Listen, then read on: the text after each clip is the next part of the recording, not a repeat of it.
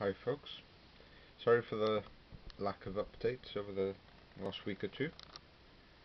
I have been painting. I haven't been feeling very well. Sinuses, the GP tells me anyway. I had a little infection and then kind of, what's hanging around now is apparently you can just have like inflamed sinuses, and I think that's what's sort of hanging around and giving me headaches and things like that. So just had a bad bout this morning, so no painting. I could have done an awful lot of painting today, but not feeling up to it. But I was able to, base these up and put the tufts on them. I don't think you've seen any progress on these. These are Bashi Bazouks for the Sudan. There's quite a lot of them. Got a commander of sorts there. He's done a little bit of a job on him. He's got a stripes on his long coat. I've had some new brushes through from Rosemary & Co. Very nice and very good service from them. I bought 3 new brushes, and there's 2 or 3 really good categories or series to follow with them now. They do a Series 22, a Series 33, which are both pure Kalinsky sable, and then I've got some pure sable but not Kalinsky, and that's called the Series 99. I think one of the Series 99 came with frayed bristles, and I just let them know and sent a picture, and they've sent another one in the post, so really good service. And that 20 there in the middle, that's done a lot of detail work on these, and quite capable, holds a really nice point.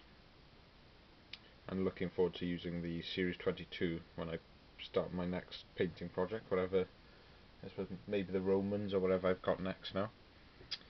And yeah, I'd recommend the Series 99 if you want cheap and cheerful, and then the Series 22 and 33 are similar.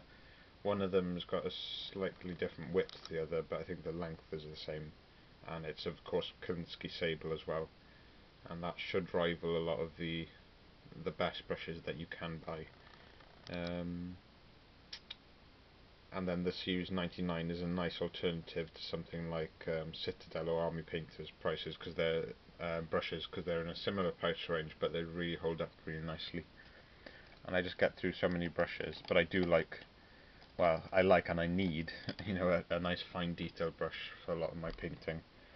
Obviously not for the base coats, but when you're going in to do highlights and fine lines and things, you do need something a little bit smaller. I like the 0 there, but I also like the 20. I've never used a 20 before, and it's just proving really useful.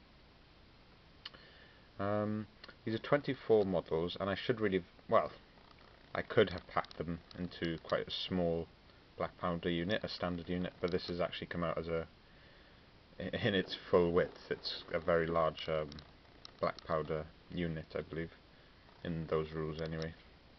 Just to give you an idea of the width. I could plausibly sell these as 2 units, I'm not sure, but they're going up on the store today. You've got 7 stands there, and a variety of 3 and 4 models. Tried to go for some nice pastel colours, but it's been a treat, just all the paints that I've been able to use. Just really nice desert basing. I think this is the first time doing proper desert basing. And you might remember these are the ones I had trouble with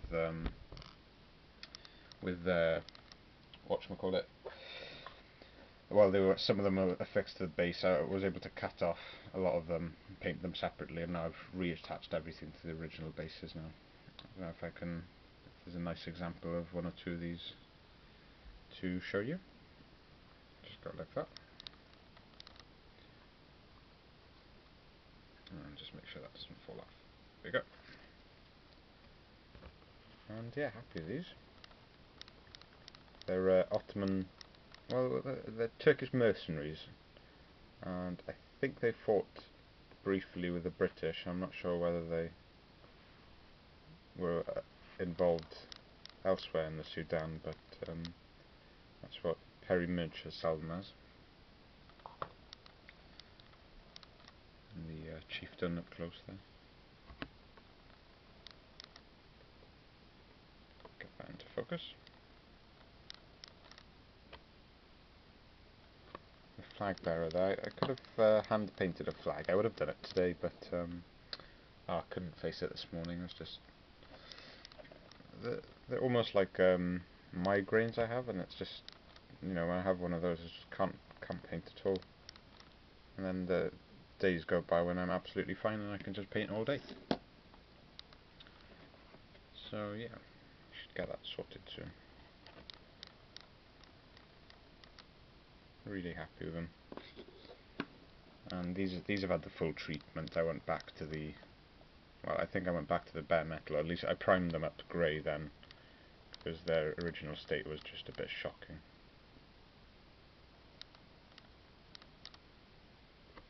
So yeah, really happy. And there we go. There's a lot of highlights on them. They've purely been layer painted, no inks at all. I haven't touched these with any inks. Skin has been layer painted. Any metal areas, lots of brass, and I've gone back to metal rather than non-metallics. But what I like to do is add in some of the brighter metals are quite good at this sort of scale, because you're not looking at them very closely. Obviously you want to stay away from your silver and things, but some metal paints that are designed for like medieval armour and things can be quite nice for gunmetal. I think this one is a mixture of gunmetal grey and oily steel, so that just brings it up a little bit, just enough for you to see it. But having the gunmetal grey in there, you know, mutes it down, and you're not looking at something that's, you know, very, very bright, when I wouldn't imagine they would be. And yeah, what can I say? Happy with the unit 24, and it's, well, I might call this video now in the sort of continuation of the videos that were coming out a few years ago from I think Von Ketteringham, and then a few other guys followed the theme then of covered Clearout, which I think is a really noble cause. And yes, I think we all need to have a little think about what we have already and sort that out. Having said that, I have made an order this morning from Pendraken for some World War II 10mm, because I had my first game last night with Peter down the club of Blitzkrieg Commander 4. That was really good. I like that you can have a battle, you know, not only a skirmish, you can have a battle there, and you've got battalion, you can represent battalions and entire tank squadrons and things. Are really good. So I'm going to be doing the Russians for using the Pendraken, and the starter army for that came to some £30, which I thought was quite reasonable, because it's very much a entire well, almost like a small brigade or something, I think.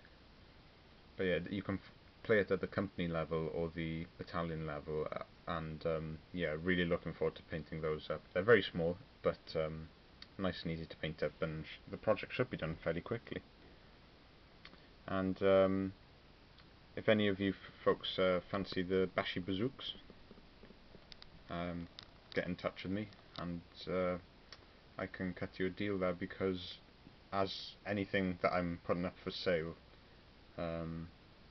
eBay tend to take a cut and things, so you do have to put up prices because of that, essentially.